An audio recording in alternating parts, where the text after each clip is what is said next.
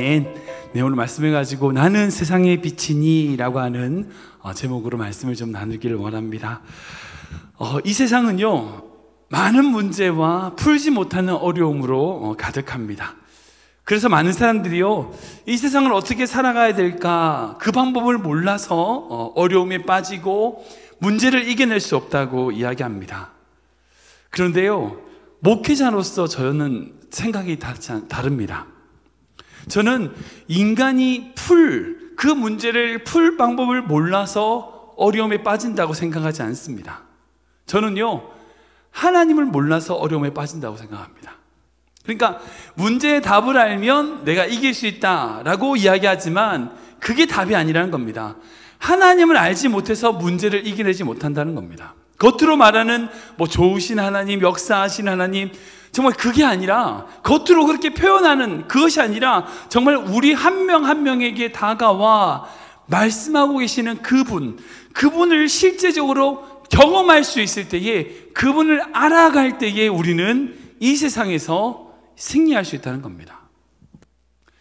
죄송한 말씀이지만 많은 성도님들이 교회 생활을 하시고 예수님 믿고 하나님 믿고 예수님을 안다고 얘기해요. 오래 교회를 다녔고 예배도 드렸고 신앙생활 오래 했다고 그래요. 그거하고 하나님을 아는 거하고는 다른 것 같습니다. 진짜 그런 것 같아요. 아니, 그분의 직분이 어떠느냐에 따라서 그분이 하나님을 안다고 생각하는 그런 분들이 있어요. 그거하고는 달라요. 아무리 높은 직분이고 무슨 어떤 직분이나 할지라도요, 하나님을 개인적으로 만나지 않는 인생이 있어요. 진짜 개인적으로 내 삶 속에서 하나님을 알지 못하는 사람들이 있더라고요. 그래서 문제라는 겁니다.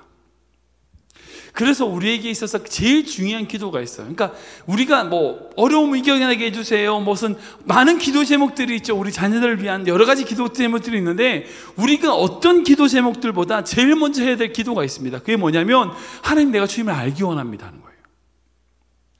하나님, 내가 주님을 더욱더 알기 원합니다. 내가 주님과 함께 동행하기 원합니다. 주님의 임재 안에 있기 원합니다. 주님의 성품을 알기 원합니다. 이런 기도가 우리에게 있어야 된다는 거예요. 그러니까 그 문제를 해결해 주세요라는 기도 전에 먼저 내가 하나님을 알기 원합니다라는 기도를 하고 그 기도를 해야 된다는 거예요.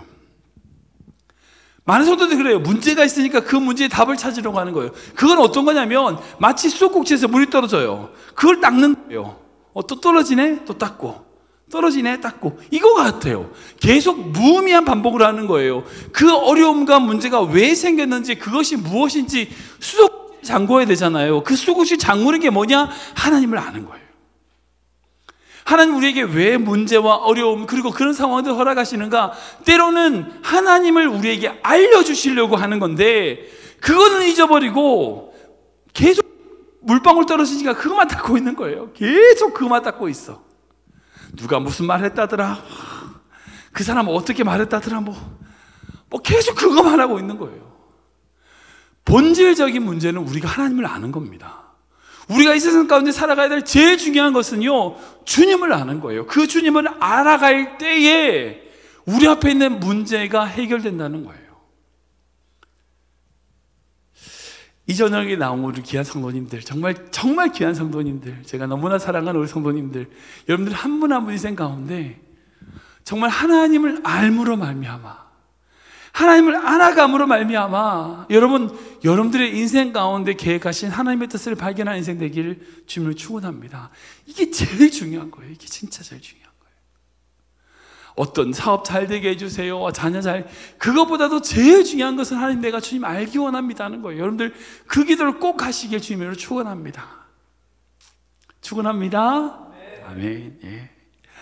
지난주부터 우리는 예수님이 어떤 분인지를 대해서 같이 나누고 있습니다.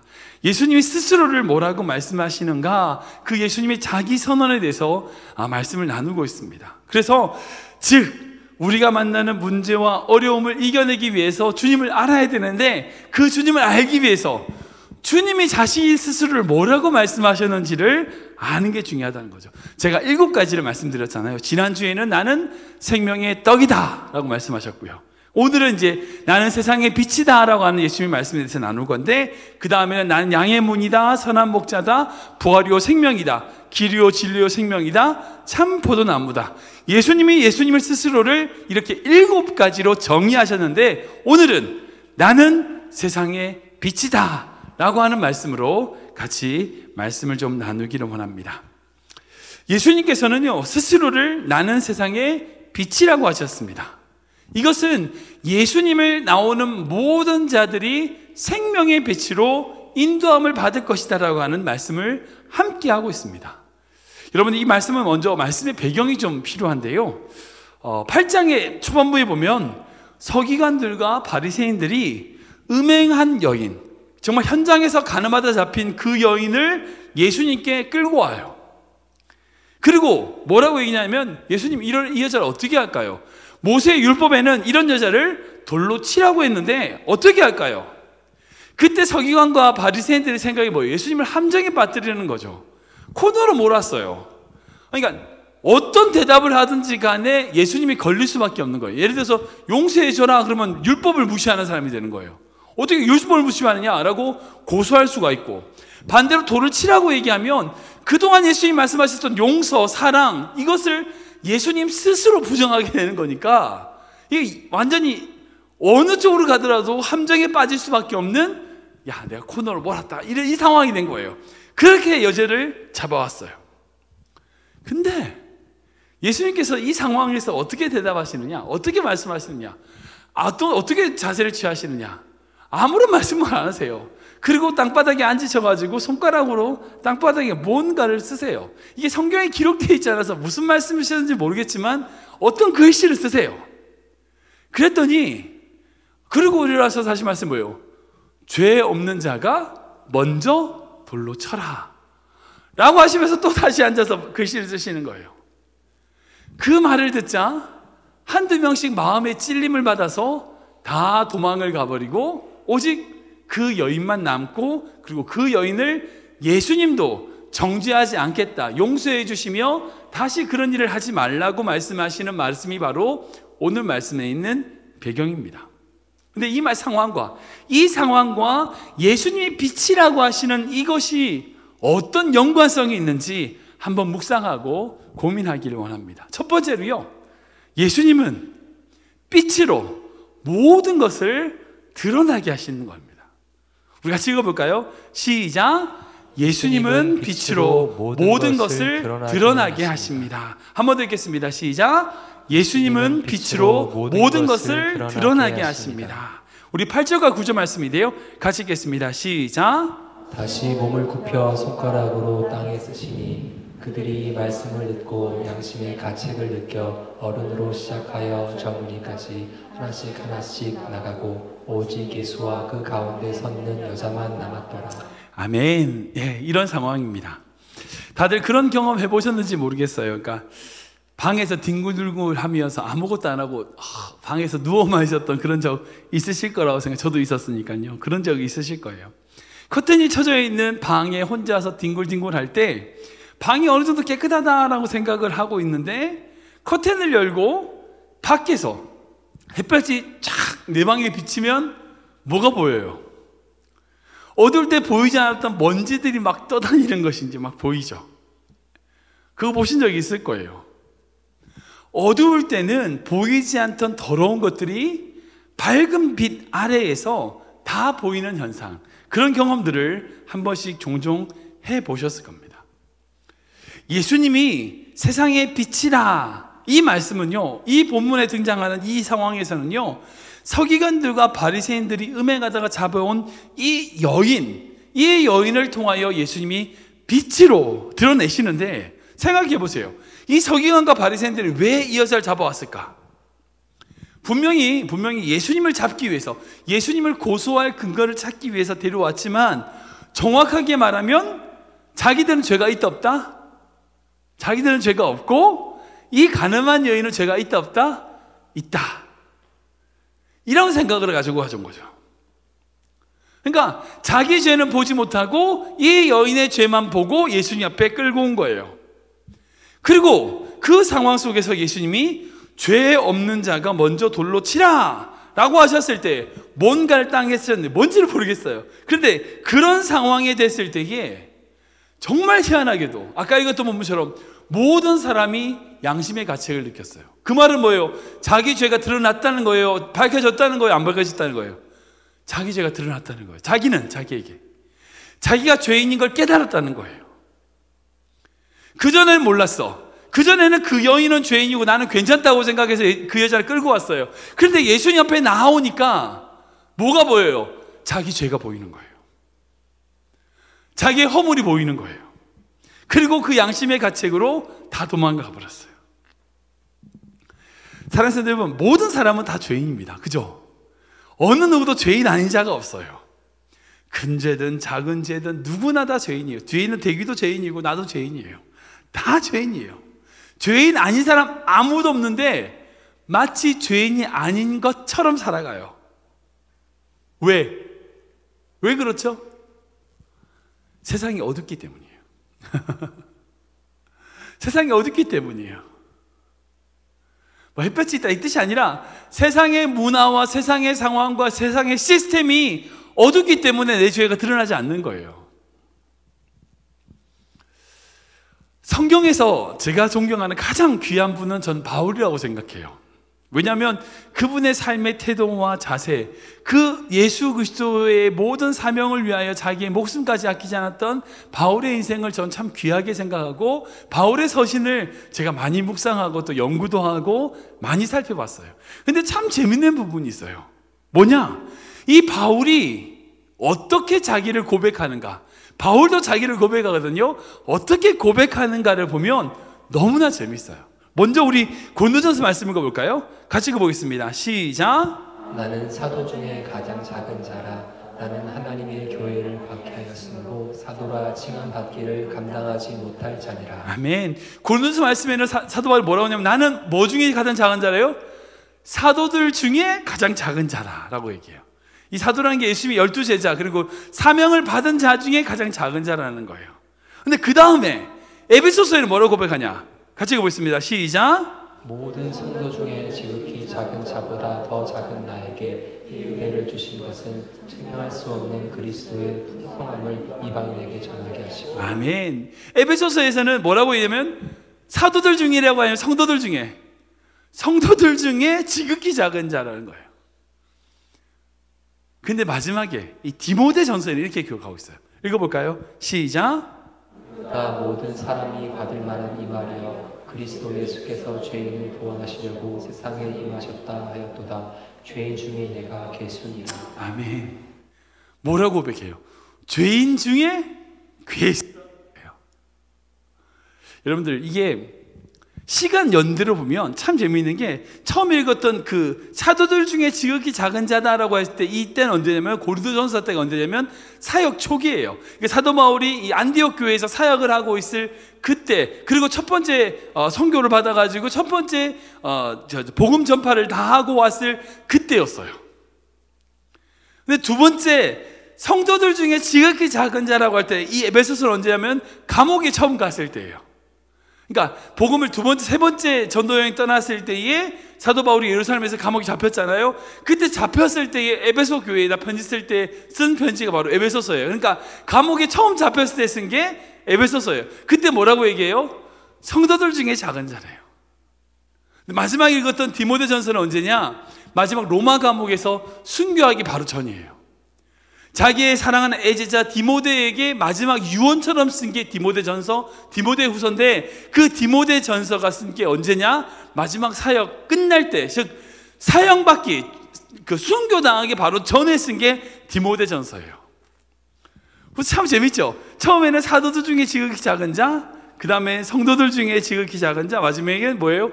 죄인 중에 괴수. 사도 바울이 시간이 지나면서 죄를 참 많이 지었죠. 왜? 그랬을 것 같으세요? 아닐 것 같으세요? 아니죠. 아니에요. 절대 아니죠. 여러분, 사도 바울이 자기를 바라볼 때에 뭐라고 보냐? 처음에는 사도들과 비교하는 자였어요. 그 중에 제일 작은 자라고 생각했어요. 그런데 시간이 지나면 지날수록 예수 그리스도의 그 십자가 앞에 나아가면 나아갈수록 자기의 뭐가 보여요? 자기의 죄가 보이고 자기의 연약함이 보이는 거예요. 그래서 뭐라고 얘기해요? 성도들 중에 작은 자래요. 성도들 중에. 그리고 더 십자가 앞에 나아가서 나중에 뭐라고 해요? 죄인 중에 내가 괴수라는 거예요. 사랑하는 성도 여러분, 사도 바울이 이렇게 고백할 수 있었던 이유가 뭘까요? 십자가 앞에 나아갔기 때문이에요. 십자가 앞에 나아가면 나아갈수록 뭐가 돼요? 나는 죄인이 돼요. 더 큰 죄인이 돼요. 이게 좀 민감할 수 있지만 그럴 수 있어요.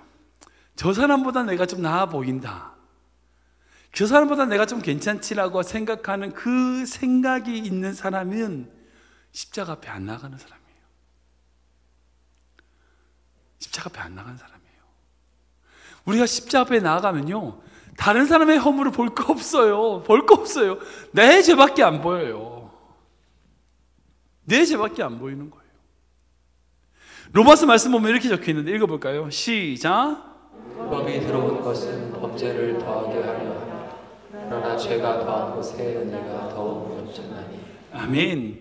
여러분, 이 말은 뭘까요? 죄가 더한 곳에 은혜가 더욱 넘쳤다. 야, 은혜 받으려면 죄를 져야 되겠구나, 그 뜻인가요? 야, 우리 은혜 받기 위해서 서로 죄를 지으러 갑시다, 뭐 이거예요?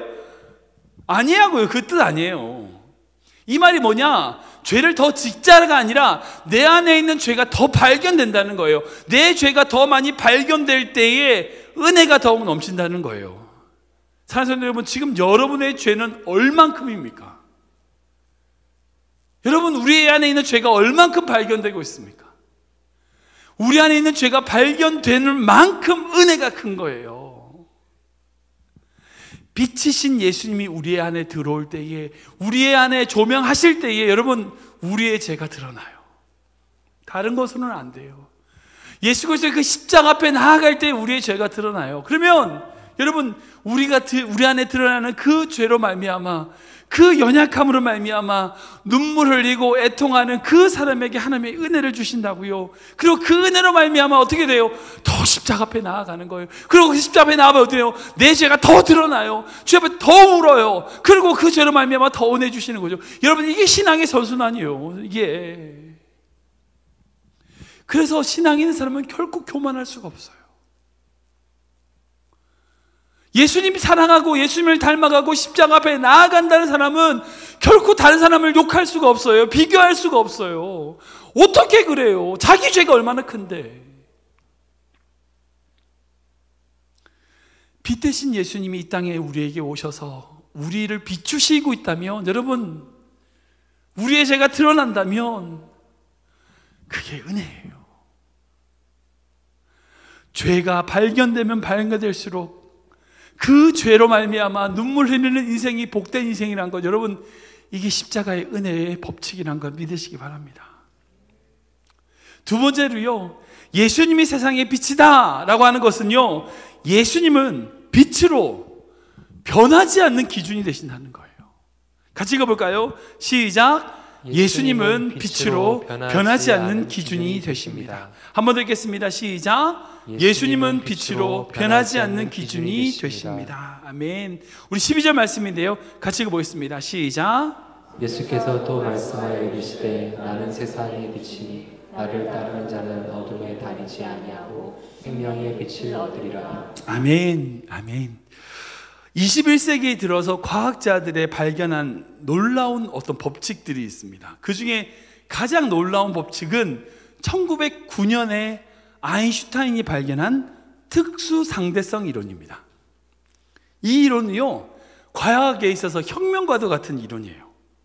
지금 결국 이제 그게 이론으로 정립이 됐고, 아니, 법칙으로 정립이 됐고, 이것이 이제 이렇게 뭐라고 해야 되죠? 검증을 통해서 법칙으로 증명이 됐어요. 근데 이 특수상대성 이론이라는 게 뭐냐? 시간이 상대적이라는 거예요.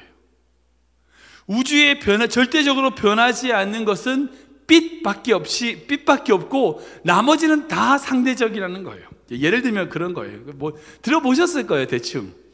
예를 들어서 빛과 같은 속도로 달리는 우주선이 있다고 치면 이 빛의 속도로 달리는 우주선 안에 있는 사람과 우주선 밖에서 그것을 바라보는 사람이 시간이 다르게 흐른다는 거예요. 들어보셨죠? 그런 얘기. 예. 그래서 빛의 속도로 빨리 달리는 우주선 안에 있는 사람은 예를 들어서 1분이 지나가는데 그 1분이 지나가는 동안 밖에서 그 우주선을 보는 사람은 1년, 10년이 갈 수도 있다는 거예요. 이 우주선이 빛으로 갈 때 뭐 그런 상대성 이론이에요. 이게 결국 이게 빛의 굴절로 말미암아 증명이 됐는데요. 아무튼 이 특별 상대성 이론으로 말미암아 증명된 게 한 가지 있어요. 그게 뭐냐? 이 우주의 절대적인 것은 빛밖에 없다는 거예요.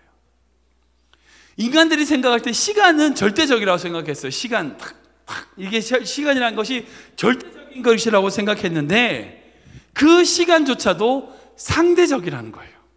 그래서 이 시간이라고 하는 차원, 즉 1차원, 2차원, 3차원, 우리가 3차원 공간에 살고 있잖아요.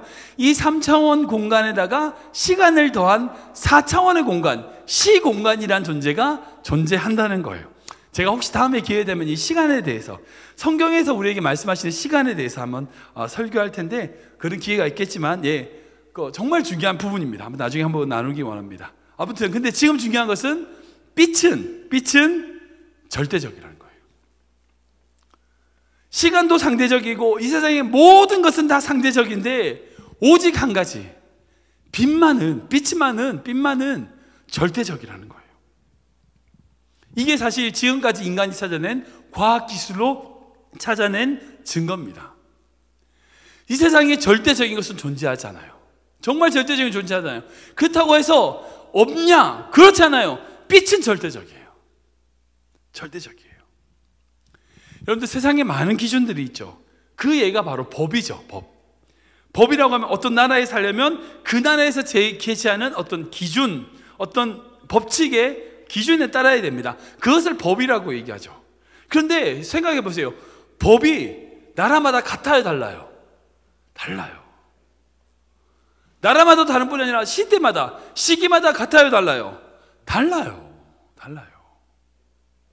제가 이제 좀 찾아봤어요. 좀 재밌는 법, 특별한 법, 황당한 법, 미국에 있는 황당한 법. 여러분, 하와이에서는요, 동전을 귀에 꼽으면은 위법이래요. 그리고 미세추세츠, 맞죠? 미세추세츠주에서는요, 죄송합니다. 발음이 안 좋습니다. 침실에 창문 닫지 않고 코를 고면 위법이래요. 저는 맨날 법을 어기고 있습니다. 거기서는. 그리고 미시간주에서는요, 여자분이 남편에게 허락받지 않고 머리를 자르면 위법이래요. 진짜 저희 아이들 보면 Y책에 나와 있는 내용입니다. 아무튼 진짜 그런 내용이 법 조문에 있어요. 우습지만 실제로 존재하는 법이에요. 그러니까 법이라고 하는 것은 나라마다 그리고 시대마다 계속 바뀌어져 왔어요. 그리고 그것이 마찬가지죠. 그 법을 어겼을 때의 죄라고 말할 수 있다면 내 나라에선 죄지만 저기서는 죄가 아닐 수 있는 거예요. 그죠? 한 가지 예로 여러 가지 있겠지만 말하지 않을게요. 아무튼 중요한 것은 시대마다 나라마다 죄가 될 수도 있고 죄가 안 될 수도 있다는 거죠.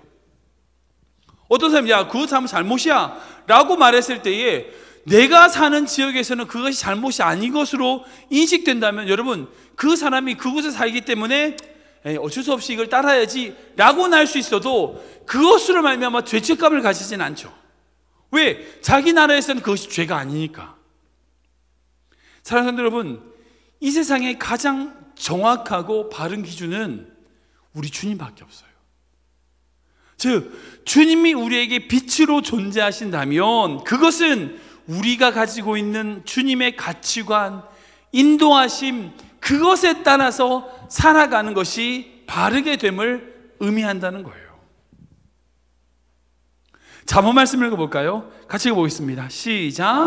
어떤 길은 사람이 보기에 바르나 필경은 사망의 길이라. 아멘. 한 번 더 읽겠습니다. 시작. 어떤 길은 사람이 보기에 바르나 필경은 사망의 길이니라. 아멘. 대단히 그럴듯해 보이지만 필경, 사람을 죽이는 길이 있어요. 진짜.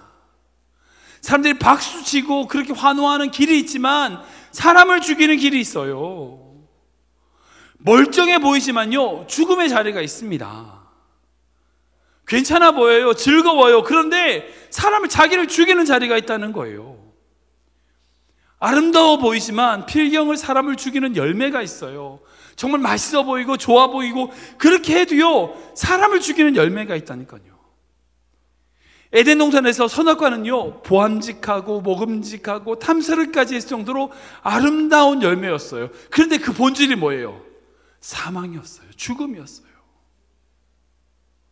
삼손이 기생 드릴라와 함께 누워있던 그 자리는요, 황홀한 자리, 정말 쾌락의 끝의 자리, 그런 자리였던 것 같지만 파멸의 자리였다고요.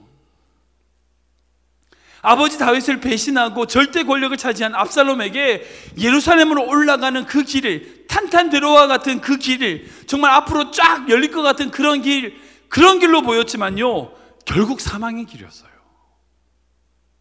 사랑하는 여러분, 이들이 왜 그런 인생을, 비극적인 인생의 끝을, 최후를 맞이해야 하는가? 빗속에 있지 않았기 때문이에요. 빗속에 있지 않았기 때문이에요. 하나님이 그들의 기준이 되지 않았기 때문이라는 거예요. 내가 원하고 내가 즐겁고 내가 필요하고 내가 원하는 그런 것들이기 때문에 하는 것이 아니라 주님이 원하시고 주님이 가라 하시는 길로 걸어가는 것, 이것이 우리의 길이 되어야 된다는 거예요. 사랑하는 여러분, 오직 빗속에 있을 때에 우리는 바른 길을 걸어갈 수 있습니다. 주님의 인도하시는 쉴만한 자리로 나아갈 수 있는 거예요. 그리고 우리의 수고의 열매를 얻을 수 있는 겁니다. 사랑하는 여러분, 이 세상에요, 하나님 외에 다른 기준은 없습니다. 예수님이 우리에게 나는 세상의 빛이다 라고 말씀하셨을 때 그것은 우리의 죄를 드러나게 하시고 또한 우리에게 절대적인 기준이 되신다는 거예요. 마지막으로 예수님은 빛으로 어두운 세상에 소망이 되신다는 거예요. 우리 같이 읽어볼까요? 시작. 예수님은 빛으로 어두운 세상의 소망이 되십니다. 한 번 더 읽겠습니다. 시작. 예수님은 빛으로 어두운 세상의 소망이 되십니다. 아멘. 우리 11절 말씀인데요, 같이 읽어보겠습니다. 시작. 아프되 주여옵나이다. 예수께서 이르시되 나도 너를 정죄하지 아니하노니 가서 다시는 죄를 범하지 말라 하시니라. 아멘. 아멘. 캄캄한 밤에 정말 아무것도 보이지 않는 망망대해에 떠있는 배, 한번 생각해 보세요. 아무것도 보이지 않는 그런 망망대해에 떠있는 어선에게는요, 등대의 빛은요, 소망이 됩니다. 그죠? 폭풍이 몰아치는 하늘, 정말 아무것도 깜깜해서 보이지 않는 그 비행기에게 공항의 활주로의 빛은요, 생명입니다. 빛은요, 그 빛의 소중함은 언제 드러나게 되느냐? 어두움 속에서 드러나게 됩니다. 어둠이라고 하는 캄캄한 동굴을 경험하지 않고는요, 빛의 소중함을 절대 알 수 없어요. 정말이에요. 그러니까 빛이 너무나 귀하다, 이 빛이 정말 아름답고 좋다, 이 빛 때문에 우리가 참 편하고 좋은 생활을 하는데, 이 빛의 아름다움과 귀함을 알려면 이 불이 꺼져야 알아요. 진짜. 옛날 우리 어르신들, 이제 저 들은 얘기죠. 저도 그런 얘기 안 했으니까. 공부하고 싶은데 공부하지 못하는 때, 등 켤 여유도 없을 때 어떻게 했는지 들으셨죠? 반딧불 잡아다가 병석이 집어넣고 반딧불빛 가지고 막 책을 읽었다, 뭐 그런 그 전설 따라 삼천리 뭐 그런 이야기 들어보셨을 겁니다. 여러분, 반딧불 그 어두운 빛이라도요, 감사할 수 있는 것은 책을 읽는, 그리고 책을 읽지 못하는 어둠이 있기 때문입니다. 그죠? 자기가 그것이 없으면 책을 못 읽는다라고 하는 그 어두움이 있을 때에 반딧불이라도 감사할 수 있다는 거예요. 근데 그 반딧불에 감사하는 자가 뭘 감사할 수 있어요? 촛불을 감사할 수 있어요. 네. 그리고 그 촛불을 감사하지 않고는요, 결코 이 전기불을 감사할 수 없어요. 이렇게 전기불이 정말 좋고 모든 것이 밝은 그런 세상에 살고 있는 우리 아이들이 왜 이 불에 대하여 감사하지 못하는가? 어둠을 모르기 때문이에요. 결국은 어둠을 모르기 때문이에요. 지금 예수님 앞에 잡혀온 이 여인에게요, 예수님은 바로 소망이 되셨습니다.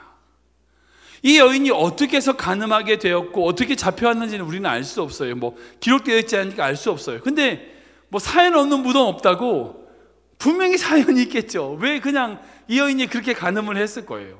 왜 간음을 했을까요? 그리고 같이 했던 남자는 어디 갔어? 왜 이 여자만 잡혀왔어요? 왠지는 모르겠지만 분명히 사연이 있었을 거고 하고 싶지도 않은 그 일을 엮여서 잡혀왔을 수도 있습니다. 아무튼 그런 상황 속에서 아무도 자기 편이 되어주지 않고 돌로 치려고 하는 그런 상황 속에서 예수님께서 이 여인을 정죄하지 않겠다고 하시는 이 말씀은요, 이 여인에게 소망이 되었던 것을 볼 수 있습니다. 혹시 이 세상에서 살아가는 인생이 깜깜하고 어두우십니까? 여러분, 빛 대신 우리 주님이 소망이시라는 거예요. 늘 우리를 위해서 비추고 계시는 주님을 향해 고개를 돌리시기 바랍니다. 혹시 우리 아이들 중에서도 뭐 인생의 깜깜함을 한 번도 경험해 보지 못한 성도들 혹시 있을 수 있습니다. 우리 학생들 어려서라든지 뭐 부모님이 다 보호해 주니까 그런 경험은 없을 수도 있을 겁니다. 그지 대귀야. 그래. 근데 이거 하나만은 꼭 기억했으면 좋겠습니다. 우리 자녀들, 특별히 우리 자녀들, 예수님이 빛이라는 거예요. 분명히 여러분들 인생 가운데 살다 보면 우리 부모님들이 도와줄 수 없는 여러분들이 깜깜한 상황에 빠질 때가 있을 거예요. 분명히 아무도 여러분들이 손을 내밀어도 잡아주지 않는 그런 깜깜한 터널과 같은 상황이 분명히 여러분들에게 있을 거예요. 근데 이거 하나만 기억해 주세요. 예수님이 빛이에요. 예수님이 빛이에요. 다른 것의 빛이 아니라 예수님의 빛이에요. 예수님을 붙잡아야 돼요. 오늘 이 저녁에 다른 거 기억하지 말고 우리 아이들이 이것만 기억했으면 좋겠어요. 정말 이들의 인생 가운데 깜깜한 상황이 되었을 때에, 어둠을 경험했을 때에 예수님이 빛이란 것, 이거 하나만 붙잡았으면 좋겠어요. 말씀을 좀 정리해 볼까요? 제가 영상 하나를 준비했거든요.